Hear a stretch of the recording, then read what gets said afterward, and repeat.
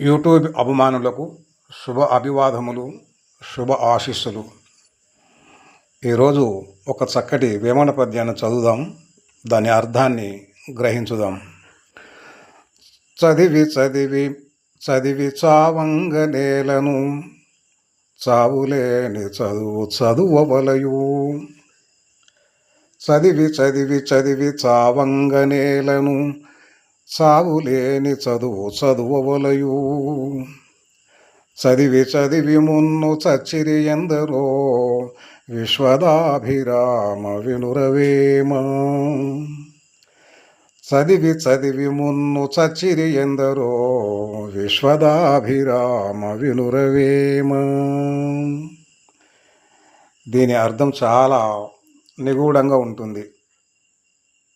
ఎట్లా అంటే, చదివి చదివి చదివి చచ్చిపోవడం ఎందుకు, చావకుండా పుట్టకుండా ఉండే చదువే చదవాలి. కానీ ఈ చావు బతుకులు తప్పించలేని చదువుట వలన ఏం ప్రయోజనం అని అంటాడు వేమన యోగి గారు. మరి చావు బ్రతుకులను తప్పించేది చదువు ఏదైనా ఉన్నదా అంటే ఉన్నది. అదే బ్రహ్మ విద్య అని వేమన గారి అభిప్రాయం. హరి ఓం.